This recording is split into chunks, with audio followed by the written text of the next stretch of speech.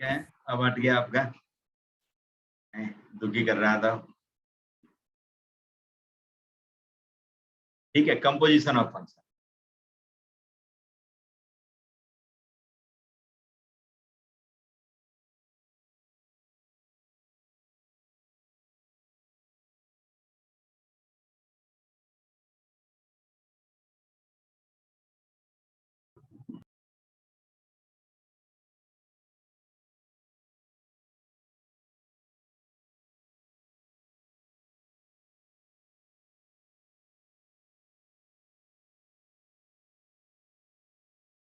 ठीक है, composition of function. देखिए बहुत सीधे लैंग्वेज में मैं आपको ये बताऊंगा।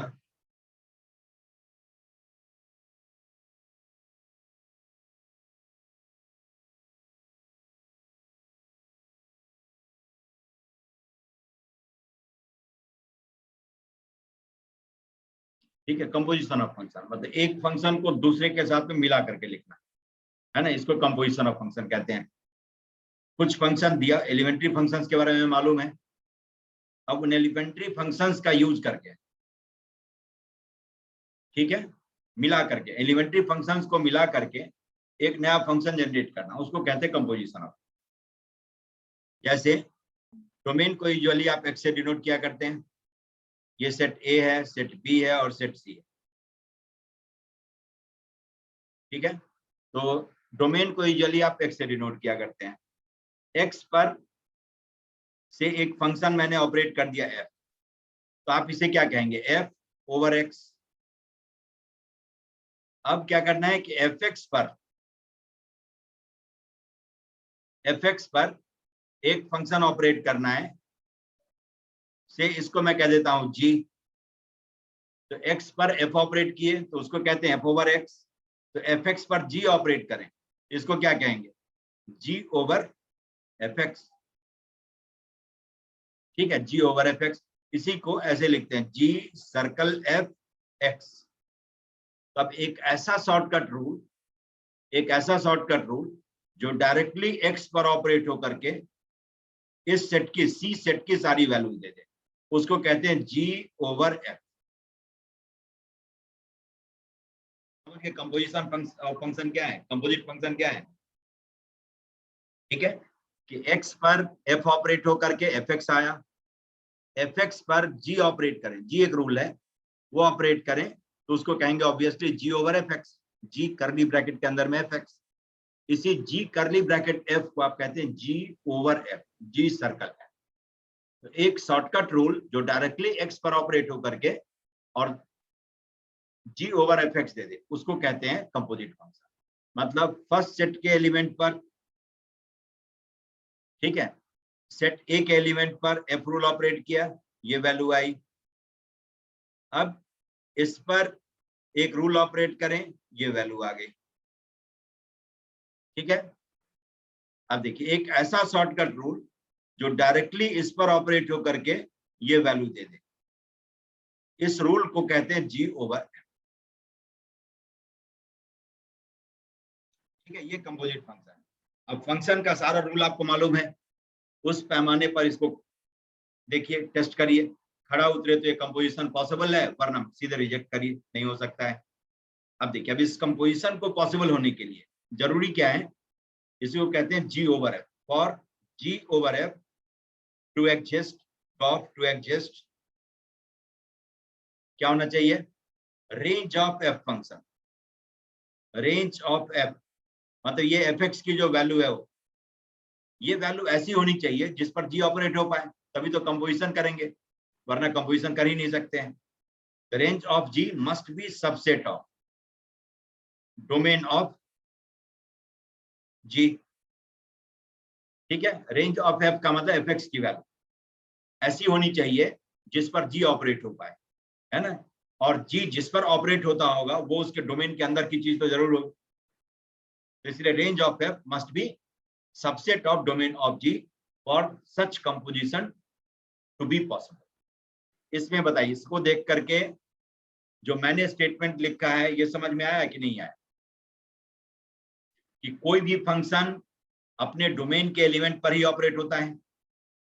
ठीक है, तो पहले एफ पर मैंने सवाल नहीं उठाया, बिकॉज ये एलिमेंट्री फंक्शन होगा, पूरे होशो हवास में एफ एक्स दिया गया होगा, एफ का अपना डोमेन होगा जो एक्स है, उस पर एफ ऑपरेट हुआ होगा जिसको कि एफ एक्स कहते हैं।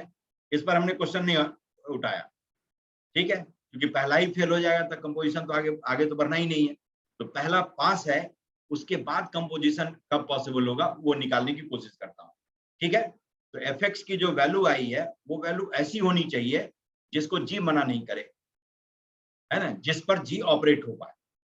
ये ऑपरेट जी कब हो पाएगा, जब वो वैल्यू एफ एक्स की वैल्यू जी के डोमेन के अंदर की हो, क्योंकि कोई भी फंक्शन अपने डोमेन के अंदर के एलिमेंट पर ही ऑपरेट होता है, ठीक है। जरूरी नहीं कि पूरा का पूरा डोमेन आ जाए, पार्ट ऑफ डोमेन भी होगा। जैसे f x equal to x square है, अब एक्स मान लीजिए कहता है 1 to 5 है, तो मना नहीं करना है, 1 to 5 है, ठीक है, उस पर ऑपरेट होता है। एफ एक्स रूट एक्स है, तो भाई जो कहता है 1 to 50, यस चलेगा। जरूरी नहीं कि पूरा पॉजिटिव नंबर होना चाहिए या 0 to infinity सब होना चाहिए, जो भी हो 0 to infinity में से ही कुछ ना कुछ हो, तो f x equal to root x defined हो जाएगा, ठीक है। यहां तक पहुंच गए?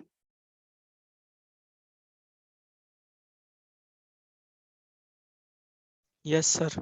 ठीक है, उत्कर्ष समझ गए?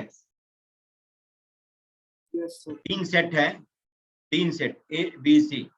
सेट ए में एक्स है जो एफ का डोमेन है, एक्स पर एफ ऑपरेट होता है, उन वैल्यूज को कहते हैं एफ एक्स, ठीक है।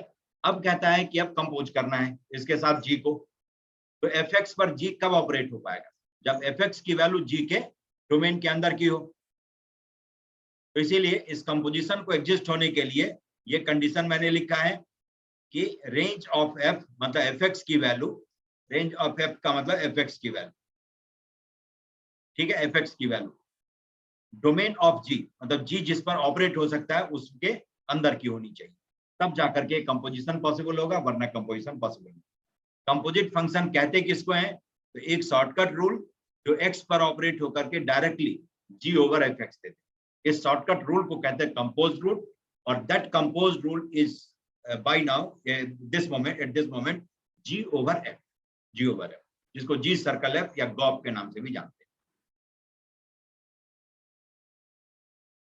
ठीक है। अब देखिए नेक्स्ट,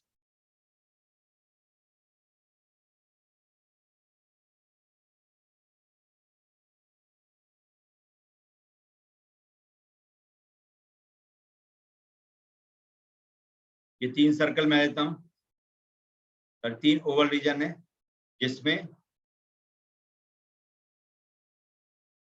सेट ए को यूजुअली डोमेन का सेट ही कहते हैं फर्स्ट फंक्शन के लिए, तो एक्स ही मैं लिख रहा हूं, है ना, एक्स मैंने लिख लिया,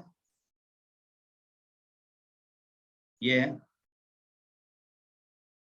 ठीक। एक रूल है से जी रूल जो सेट ए के एलिमेंट पर ऑपरेट होता है, ऑपरेट होने के बाद जो वैल्यू जाएंगी उसको क्या कहेंगे, जी ओवर एक्स। अब क्या करना है, एक दूसरा रूल एफ जो पूरे सेट बी पर नहीं सिर्फ जी एक्स पर ऑपरेट होगा, ठीक है, और ऑपरेट होने के बाद ऑब्वियसली जो वैल्यू होगी उसे आप कहेंगे एफ ओवर जी एक्स, जिसको कि एफ सर्कल जी एक्स कहते हैं, ठीक है। मीन्स कि एक्स पर जी ऑपरेट किया, ये वैल्यू आई, इस पर एफ रूल ऑपरेट किया, ये वैल्यू आ गई। तो अब एक ऐसा शॉर्टकट रूल जो डायरेक्टली सेट ए के एलिमेंट पर ऑपरेट होकर के सेट सी की करिस्पॉन्डिंग वैल्यू दे दे, इसको कहते हैं कंपोजिट फंक्शन एफ ओवर जी, ठीक है। और ये रूल जो आपका है यही जो डायरेक्टली सेट ए को सेट सी से कनेक्ट करता है, इसको कहते हैं एफ ओवर जी, ठीक है। तो अब एफ ओवर जी कब एग्जिस्ट करेगा, तो देखिए for f over g to exist क्या होना चाहिए, range of g, range of ji must be subset of domain of F, मतलब जी फंक्शन की वैल्यू जी एक्स की वैल्यू ऐसी होनी चाहिए जिस पर अपना एफ रूल ऑपरेट हो पाए, है ना, ऐसा नहीं कि सरेंडर कर दे, ठीक है। तो इस शॉर्टकट रूल को कहते हैं एफ ओवर जी। तो कब पॉसिबल होगा, कब नहीं पॉसिबल होगा, कंपोजिट फंक्शन को डिफाइन करना हो, सबके लिए ये डायग्राम काफी है ना। इसको देख करके आप तुरंत खरी खोटी आप सुनाएंगे उसको कि तुम्हारा कंपोजिशन पॉसिबल है नहीं है, कंपोजिशन पॉसिबल होगा होने के लिए क्या कंडीशन है, वो सब कुछ आप बता देंगे। जैसे देखिए मैं लिखता हूं कि एफ एक्स एक ले लेता हूं मैं साइन एक्स, और जी एक्स मैं ले लेता हूं रूट एक्स। तो ऑब्वियसली एफ एक्स का डोमेन आप लिखेंगे तो क्या लिखेंगे, ऑल रियल नंबर। ठीक, रेंज ऑफ एफ एक्स चाहिए, तो एफ एक्स की जो साइन एक्स की जो पॉसिबल वैल्यू होती होगी वही -1 to 1 है ना। जी एक्स का डोमेन आप लिखेंगे, क्या लिखेंगे, 0 to इंफिनिटी है ना। नेगेटिव नंबर का स्क्वायर रूट रियल नहीं होता है, तो इसलिए डोमेन इज 0 to इंफिनिटी, 0 से लेकर इंफिनिटी के पैर है ना। रेंज भी वही हो जाएगी, range of g x 0 to infinity, 0 का स्क्वायर रूट जी और पॉजिटिव 0 और पॉजिटिव रूट नंबर का स्क्वायर रूट पॉजिटिव, तो 0 से लेकर लगातार धीरे धीरे ही सही लेकिन बढ़ते बढ़ते इंफिनिटी तक जाएगा, तो 0 to इंफिनिटी रेंज है। ये एफ एक्स और जी एक्स का सिचुएशन है। अब देखिए अपने आप ये मना कर देगा, अपने आप बोल देगा, जब खुले दिमाग से सोचेंगे तो f x f over g x by the way में लिखना है, तो आप क्या करेंगे, एफ ओवर साइन एक्स लिखेंगे, sorry root x, g x तो रूट एक्स है ना, ठीक है, एफ ओवर रूट एक्स लिख लेंगे,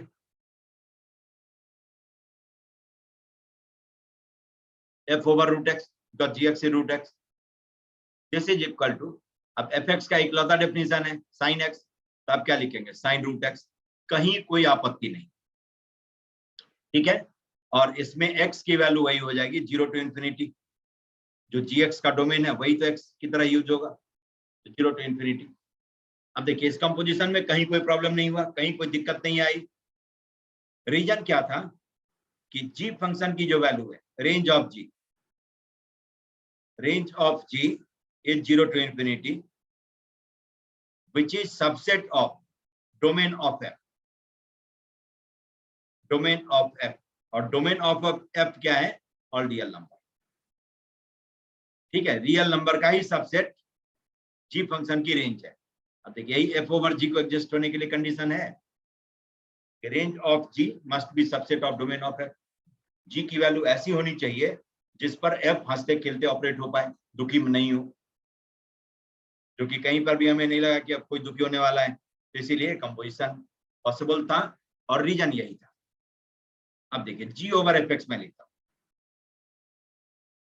तो जी ओवर एफ एक्स का मतलब है जी एफ एक्स पर ऑपरेट होगा, एफ एक्स क्या है, साइन एक्स, और जो भी अब एफ का डोमेन होता होगा वही इसका डोमेन होगा, x is all real number, sine को किसी एंगल से कोई परहेज नहीं है। लेकिन अब देखिए जी एक्स का इकलौता डेफिनेशन ये है रूट एक्स, तब जी साइन एक्स लिखते तो क्या हो जाता, रूट साइन एक्स, ठीक है। लेकिन क्या रूट साइन एक्स के सारे वैल्यूज के लिए रियल होगा, बिल्कुल नहीं, है ना, क्योंकि साइन एक्स नेगेटिव वैल्यू भी देता है। जब एंगल पर कोई पाबंदी नहीं है, एंगल बेशक पॉजिटिव ही हो क्यों नहीं, लेकिन साइन की वैल्यू उसमें भी नेगेटिव होगी, पीरियोडिक फंक्शन है, ये रिपीट करते रहता है वैल्यूज को, तो इसीलिए root sine x is not always defined, always real, तो we have to restrict the domain. By the way composition करना ही है, लेकिन पूरे डोमेन के अंदर में क्या है, कंपोजिशन पॉसिबल है कि नहीं, तो नहीं, बिल्कुल नहीं, ठीक। अब ये कंपोजिशन फेल क्यों हो गया, तो अब देखिए तलाश करिए, range of F x, range of F x, क्योंकि जी ओवर एफ है, गॉफ है, तो एफ एक्स की वैल्यू जी के डोमेन के अंदर की होनी चाहिए, तभी जी ऑपरेट हो पाएगा। तो रेंज ऑफ एफ एक्स कितना है, -1 to 1, मतलब साइन एक्स की जो वैल्यू है वही एफ एक्स की रेंज है, यही है ना, range of F x is -1 to 1, this is not subset of domain of G, ठीक है, डोमेन ऑफ जी है आपका 0 to इंफिनिटी, इसका सबसेट -1 to 1 नहीं है ना, क्योंकि -1 to 1 में नेगेटिव नंबर भी है, लेकिन जी के डोमेन में कहीं कोई नेगेटिव नंबर है ही। समझ गए? तो इसीलिए ये कंपोजिशन पॉसिबल नहीं हुआ, ये कंपोजिशन पॉसिबल नहीं।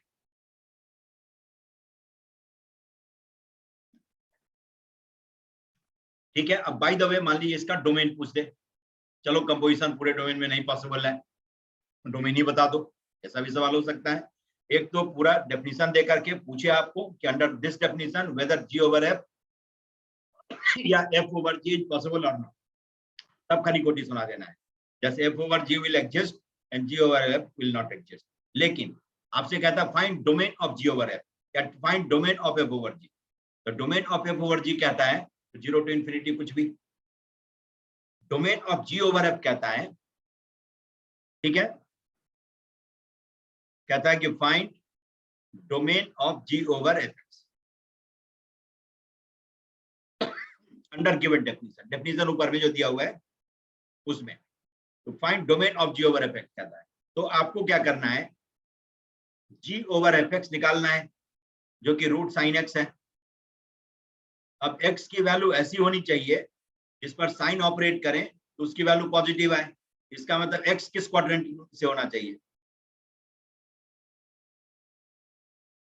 फर्स्ट और सेकंड, नहीं ऑल साइन टैन कॉस यही तो होता है। तो फर्स्ट और सेकंड क्वाड्रेंट का एंगल हो एक्स, तो जी ओवर एफ एक्स हमेशा रियल होगा, मतलब कंपोजिशन पॉसिबल होगा। लेकिन जैसे ही थर्ड और फोर्थ क्वाड्रेंट का एंगल हो गया तो साइन एक्स की वैल्यू नेगेटिव होगी, रूट हाथ खड़ा कर देगा, कहेगा कि मेरे पास इसके लिए कोई रियल वैल्यू नहीं है। तो इसीलिए डोमेन जो होगा इसका कहां से कहां तक, तो 0 to पाई लिखिए, एक लिख लीजिए कोई वैल्यू, और दोनों एंड में 2n पाई ऐड कर, तो जनरल वैल्यू लिखते हैं 2n pi to 2n pi plus pi, मतलब 2n plus 1 pi, where n is any integer of your choice। ये हो गया, ये डोमेन। समझ गया डोमेन मैंने कैसे लिखा है, फर्स्ट और सेकंड क्वाड्रेंट का एंगल लिखने का तरीका कि एक एंगल लिख लीजिए, 0 से लेके पाई तक का एंगल जो भी होगा वो फर्स्ट क्वाड्रेंट और सेकंड क्वाड्रेंट का एंगल होगा, इंक्लूडिंग बाउंड्री, मतलब इंक्लूडिंग 0 एंड पाई, जहां पर की साइन की वैल्यू 0 ही होती है और इसका रूट ऑफ 0 इज 0। और क्या करते हैं, दोनों एंड में 2n पाई ऐड कर देते हैं to get its general value of the interval. तो 2n पाई प्लस 0 से लेकर के 2n पाई प्लस पाई तक। समझ गए दोनों कंपोजिशन को? बताइए इसमें कंपोजिशन में कहीं कोई शक है?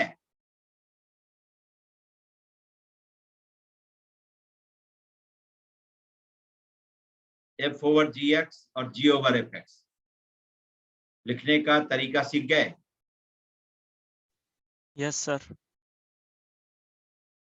ठीक है, तो ये डायग्राम हमेशा हमारे साथ होना चाहिए। अब चलिए, अब जरा मैं फटाफट पहले ट्रिगोनोमेट्रिक इनवर्स बता देता हूँ, फिर जनरल इनवर्स पर लंबी बहस होगी हमारी, लंबी जंग छिड़ेगी उसमें। अभी पहले इस ट्रिगोनोमेट्रिक इनवर्स का कंपोजिशन जो आपके 12th का पहला टॉपिक है ना, पहला टॉपिक है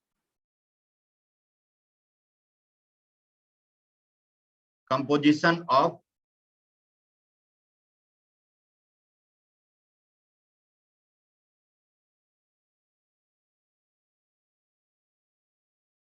inverse trigonometric function, trigonometric function,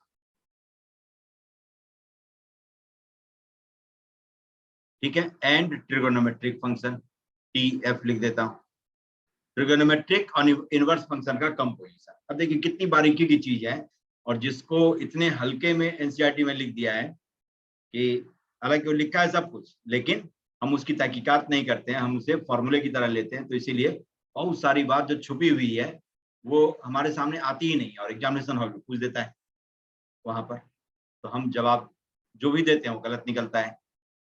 जैसे मैं लिखता हूँ, ठीक है, डायरेक्टली मैं एफ एक्स उसको कह रहा हूँ, है ना, ये नहीं कि एफ एक्स लिख करके जी एक्स लिख करके फिर कंपोज किया, ये कंपोज फंक्शन ही अपना एफ एक्स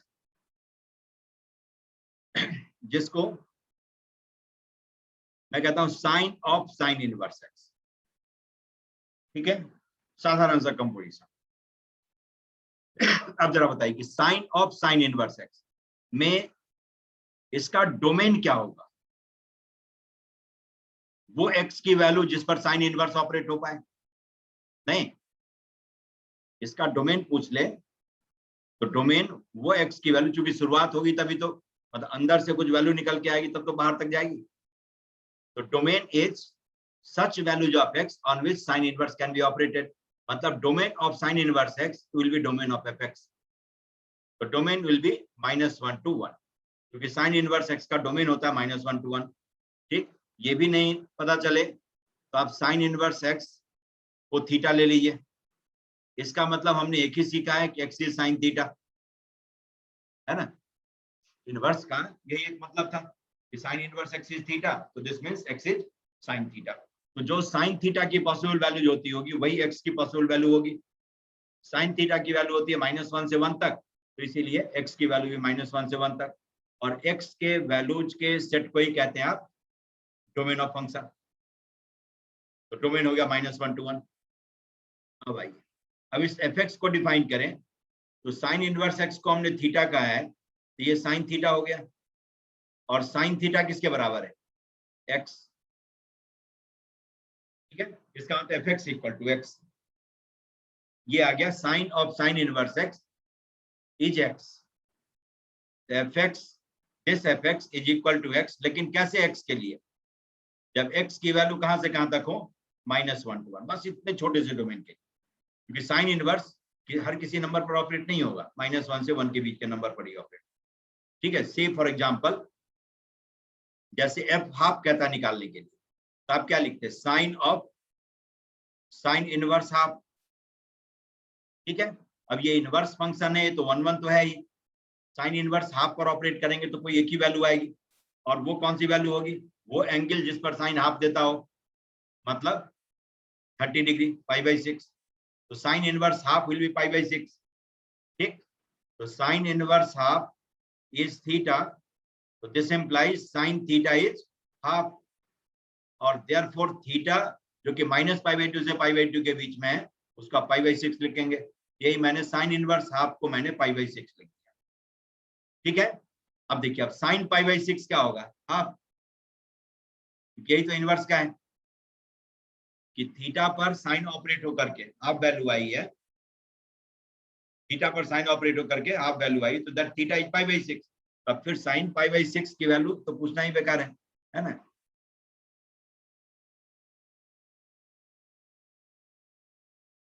देखिए, इसकी वैल्यू आ जाएगी, यही हाफ हो गया, तो इसका अंत F half equal to half आ गया। ऐसे ही किसी भी एक्स पर निकालेंगे तो वही आ जाएगा। क्यों आएगा वो भी समझ गए, रीजन आपके पास में यही है, f x equal to x where x varies from -1। अब देखिए, इसको प्लॉट करें y as a function of x। देखिए, यही लाइन हो गई, लाइन सेगमेंट है -1 to 1, ये है y इक्वल टू x। ठीक, लेकिन अब जरा देखिए, अब थोड़ा मैं चेंज करता हूं, जैसे एफ एक्स मैं लिख लेता हूं sine inverse of sine x. ठीक है, sine inverse of sine x. अब जरा बताइए यहां पर x की वैल्यू क्या होगी? ठीक है, बिल्कुल खुले दिमाग से, साइन किस एंगल पर ऑपरेट हो सकता है? साइन किस एंगल पर ऑपरेट हो सकता है? किसी भी एंगल पर।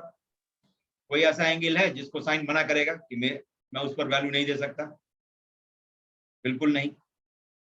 आप जो एंगल देंगे उस पर साइन की कुछ ना कुछ वैल्यू होगी, तो इसीलिए domain is all real number. ठीक है, अब दूसरी बात कि साइन का एंगल चाहे कुछ भी होता हो, लेकिन साइन एक्स के वैल्यू की तो लिमिट है, कहां से कहां तक होगी? -1 to 1। ठीक है, यहां तक समझ गए कि साइन का एंगल कुछ भी हो सकता है, कुछ भी मतलब कुछ भी, कोई भी रियल नंबर। अब उस रियल नंबर पर साइन ऑपरेट होकर के जो वैल्यूज देगा उनकी भी अपनी लिमिट है, उनकी भी अपनी डिग्निटी है, उनकी वैल्यू कहां से कहां तक होगी, -1 to 1। ठीक, अब जरा देखिए इस -1 से 1 के बीच के नंबर पर साइन इनवर्स ऑपरेट करें, इसकी भी अपनी लिमिट है, क्योंकि कोई भी फंक्शन अपने रेंज से बाहर की वैल्यू दे ही नहीं सकता है। और साइन इनवर्स की रेंज क्या है, range of sine inverse x -π/2 to π/2। हाँ, इसकी अपनी मर्यादा है ना, इस लिमिट को ये कभी क्रॉस कर ही नहीं सकता, किसी कीमत पर नहीं कर सकता। तो साइन इनवर्स मतलब x कुछ भी हो सकता है, x कुछ भी रहे, देखिए अब कितनी बड़ी बात है, x कुछ भी रहे, कोई भी रियल नंबर रहे, साइन x की वैल्यू हमेशा ऐसी ही होगी, -1 से 1 के बीच में। अब इस -1 से 1 के बीच के नंबर पर साइन इनवर्स ऑपरेट करेंगे, इसकी वैल्यू भी -π/2 से π/2 के बीच में ही होगी। समझ गए कि x कैन बी 50,000, x जो है 50,000 हो सकता है, मतलब 50,000 डिग्री ले लीजिए, 50,000 डिग्री हो सकता है। तो साइन 50,000 डिग्री की वैल्यू कुछ ना कुछ आएगी -1 और 1 के बीच में। अब जो भी वैल्यू आई उस पर साइन इनवर्स ऑपरेट करेंगे, तो अब ये नहीं कि 50,000 डिग्री उसकी वैल्यू हो जाए, उसकी वैल्यू कहां से कहां तक होगी, -90 डिग्री से +90 डिग्री के बीच में, -π/2 से π/2 के बीच में, इसके बाहर उसकी वैल्यू नहीं होनी है। x was 50,000 degree, but sin inverse of sin x has to be in between -π/2 to π/2। इस बात को समझ गए, ये बताइए।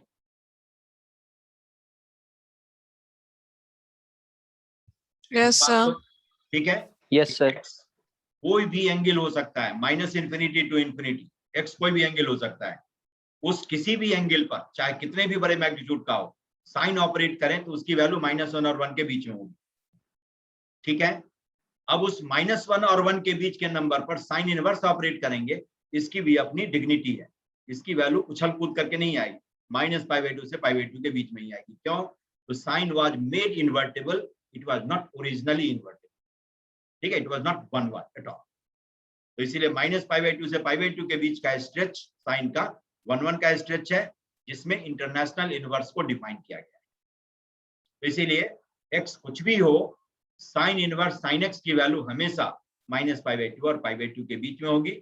यही चीज पहले वाले से इसको डिफरेंशिएट करता है। पहले में और दूसरे में अंतर समझ गए, देखने में तो एक ही सा लगता है, लेमेंस होगा तो कहेगा दोनों एक ही चीज है, क्यों इसमें खून पसीना एक करना, जबकि ऊपर वाला कुछ भी नहीं है और नीचे वाला सब कुछ है। ऊपर और नीचे में दोनों में अंतर समझ गए, थोड़ा इनवर्स को स्विंग करवा दिया तो जमीन से आसमान हो गया। ऊपर में कॉम्प्लिकेशन नहीं है, क्यों, तो x की लिमिट है -1 और 1 के बीच में। ठीक है, और x -1 और 1 के बीच में रखेंगे तो साइन इनवर्स की भी अपनी लिमिट है, ये उछल कूद नहीं करेगा, -π/2 to π/2। ठीक, और उस -π/2 से π/2 के बीच के एंगल पर साइन ऑपरेट करेंगे तो फिर से वही की वैल्यू वही आ जाएगी, -1 to 1। लेकिन दूसरे वाले में क्या है कि x लिमिटलेस है, x कुछ भी हो सकता है। ठीक है, अब x कुछ भी हो लेकिन साइन x की अपनी मर्यादा है, -1 और 1 के बीच की वैल्यू देगा, और -1 और 1 के बीच के नंबर पर साइन इनवर्स ऑपरेट करता है तो ये भी उतना ही डिग्निफाइड फंक्शन है, ये भी उछल कूद नहीं करता है, ये भी -π/2 और π/2 के बीच की वैल्यू देता है। तो x कुछ भी होगा तो भी साइन इनवर्स साइन x की वैल्यू -π/2 से π/2 के बीच में। लेकिन ऊपर वाले में क्या था, x -1 और 1 के बीच में ही रहेगा और फाइनल साइन की जो वैल्यू निकल के आएगी वो भी उसी के बीच में ही रहेगी, दोनों डिग्निफाइड वैल्यू देता है। तो इसीलिए ऊपर वाला सिंपल था, लेकिन नीचे में हमें अच्छे से इसको डील करना होगा, अच्छे से इसको समझना। ठीक, अब जरा देखिए, चलिए अब तलाश जारी है ना। अब जब समझ गए कि ये वैसा फंक्शन नहीं है जिसको कि हमने अभी तुरंत डील किया है, तब x पर मैं कंडीशन लेता हूं। ठीक है, तो 1 स्ट्रेच सब लेते जाइए, जैसे x की वैल्यू -π/2 से π/2 के बीच में आ रही,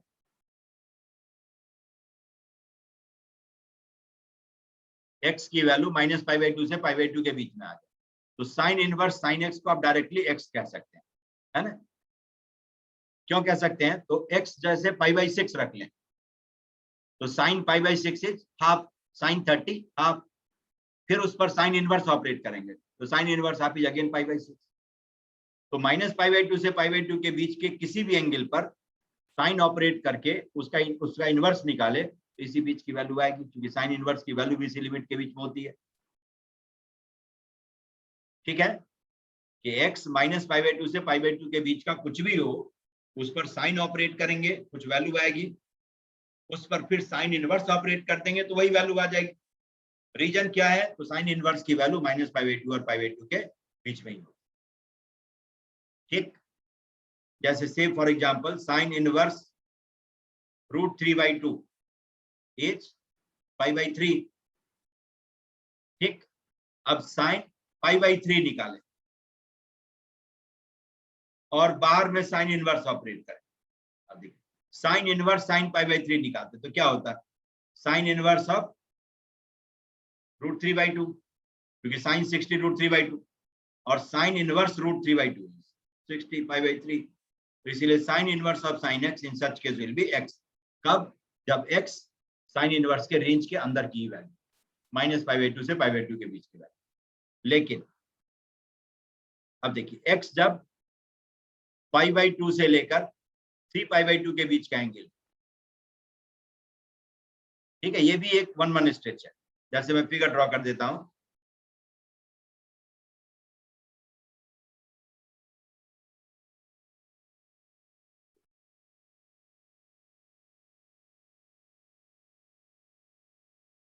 अभी जो इंटरनेशनल इनवर्स है वो यहां से यहां तक के लिए है, minus pi by 2 to pi by 2 के लिए।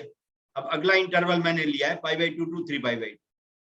जब एक्स इस बीच में रहे तो अब साइन इनवर्स साइन एक्स को एक्स तो नहीं कह सकते हैं, नहीं, क्योंकि ये वैल्यू साइन इनवर्स की वैल्यू हो ही नहीं सकती है। तो अब क्या करेंगे, इस साइन इनवर्स साइन एक्स को sign inverse sine pi minus x तो लिखा जा सकता है ना, ठीक है, कि साइन एक्स को साइन 180 माइनस थीटा लिख सकते हैं। ट्रिग्नोमेट्री में बहुत सारा ट्रांसफॉर्मेशन है जो साइन एक्स को sine of some other angle के फॉर्म में लिखवा दे। तो sine 180 minus theta sine theta, जैसे कुछ एग्जांपल मैं लिख देता हूं और इसमें पूरा ट्रिग्नोमेट्री का ही काम है। देखिए ऐसे ऑल साइन tan cos, है ना, इन दोनों क्वाड्रेंट में साइन की वैल्यू पॉजिटिव होती है। तो साइन एक्स को आप लिख सकते हैं साइन पाई माइनस एक्स, क्योंकि पाई यहाँ का एंगल है और माइनस का मतलब क्लॉकवाइज में मूव करेंगे, सेकंड क्वाड्रेंट पे पहुंच जाएंगे। यहाँ पर even multiple of pi her angle यहाँ पर होगा, ऑड मल्टीपल ऑफ पाई जितना होता है वो सारा एंगल यहाँ पर होगा। ठीक है, साइन 3 पाई माइनस एक्स लिख सकते हैं, 3 पाई भी वही का एंगल है जहां पाई था। साइन 2 पाई प्लस एक्स लिख सकते हैं, यहाँ का angle 2 pi, n equal to 1 डाल दे तो समझ गए। ऐसे ही sine of minus pi plus x minus x, minus pi भी यही का एंगल होगा, n इक्वल टू -1 डाल दे तो लाइक दिस। मतलब साइन एक्स के पास में बहुत सारा ट्रांसफॉर्मेशन है जिसके थ्रू उसे sine of some other angle के फॉर्म में लिख सकते हैं। ठीक है, इस चीज को समझ गए कि साइन एक्स को sine of some other angle के फॉर्म में लिखने का इनफाइनाइट वेज है, इनफाइनाइट वेज है। In fact odd multiple of pi minus x या even multiple of pi plus x, इस पर साइन ऑपरेट करें तो हमेशा इसकी वैल्यू साइन एक्स के बराबर हो। Sine of odd multiple of pi plus x, n आपके चॉइस का इंटीजर होगा, माइनस एक्स।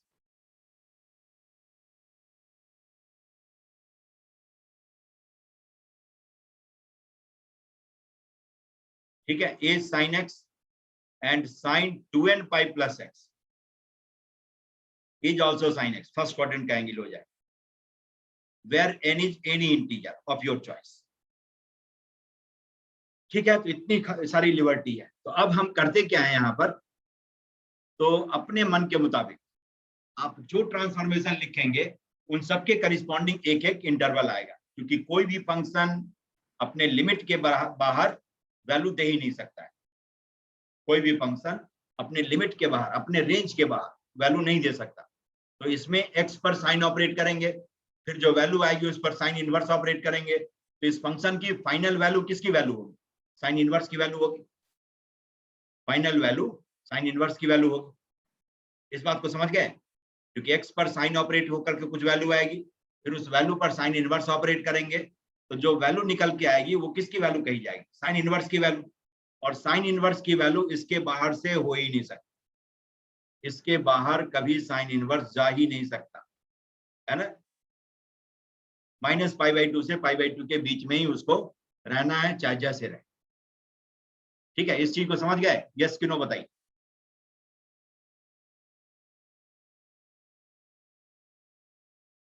इस फंक्शन की जो फाइनल वैल्यू हो, final value of function, final value, ठीक है, will be value of sine inverse, है ना, साइन इनवर्स एक्स, क्योंकि final sine inverse second function जो बाहर एक्सट्रीम लेफ्ट में जो फंक्शन है वो साइन इनवर्स है। एक्स पर साइन ऑपरेट होकर के कुछ वैल्यू आई, उस पर साइन इनवर्स ऑपरेट होगा, तो साइन इनवर्स की वैल्यू जो होती होगी वही होगी वैल्यू इसकी। ठीक, अब जरा देखिए, अब जैसे इसमें ये हमें मालूम था, अब sine inverse sine pi minus x को पाई माइनस एक्स आप लिख सकते हैं, क्यों? तो जो पाई माइनस एक्स की वैल्यू आएगी वो साइन इनवर्स की पॉसिबल वैल्यू होगी। कैसे होगी? अब देखिए, x π/2 से 3π/2 के बीच में है, अब तीनों में माइनस लगा दीजिए तो इनइक्वालिटी चेंज हो जाएगी, -x -3π/2, अब तीनों में पाई ऐड कर दीजिए तो pi minus π/2, pi minus x और पाई -3π/2। अब इसको सॉल्व करके देखिए क्या आता है, -π/2 to π/2 आता है, ये π/2, पाई माइनस एक्स और ये -π/2। ठीक है, तो जो फाइनल वैल्यू निकल के आई वो साइन इनवर्स की पॉसिबल वैल्यू है। ठीक है, ये pi sine inverse sine x को एक्स कह देते हैं ऐसे एक्स के लिए, तो ये जुल्म हो जाता है, क्योंकि साइन इनवर्स कभी ऐसी वैल्यू देखा ही नहीं है, इसकी वैल्यू हमेशा -π/2 से π/2 के बीच में होती है, और आप साइन इनवर्स साइन एक्स को इसमें भी एक्स कह देंगे तो कहेगा कि भाई बताओ π/2 से 3π/2 के बीच में कौन सी वैल्यू साइन इनवर्स की होगी, फंस जाएंगे, जो हो ही नहीं सकता है। तो इसीलिए साइन इनवर्स साइन एक्स को ऐसे एक्स के लिए जब x π/2 से 3π/2 के बीच में हो पाई माइनस एक्स कहते हैं, नॉट एक्स। क्यों? तो for such x values of pi minus x fall with in range of sine inverse x, मतलब -π/2 to π/2। ठीक है, अब दूसरा सवाल आपको आपका ये होगा, और जेन्युइन सवाल होगा, क्योंकि ये सब एक्सपीरियंस का कमाल है, क्योंकि मुझे मालूम है इसलिए मैंने लिख दिया, लेकिन आप कहेंगे मुझे कैसे मालूम हो, छोड़ दीजिए, आपको नहीं मालूम है, बिल्कुल नहीं मालूम है, लेकिन आपको ये ट्रिग्नोमेट्री तो पढ़ा करके भेजा गया है ना, ये सब ट्रिग्नोमेट्रिक ट्रांसफॉर्मेशन तो पढ़ाया गया है ना, तो आपको जितना ट्रांसफॉर्मेशन आता है वो सारा ट्रांसफॉर्मेशन लिखिए, साइन एक्स को sine of some other angle के फॉर्म में जितने तरह से लिख सकते हैं लिखिए, उन सबके करिस्पॉन्डिंग एक एक ट्रांसफॉर्मेशन होगा, उसके करिस्पॉन्डिंग एक एक डेफिनेशन होगा। जैसे चलिए मैं लिखता हूँ कि जैसे sine inverse of sine x को x भी कह सकते हैं, कब?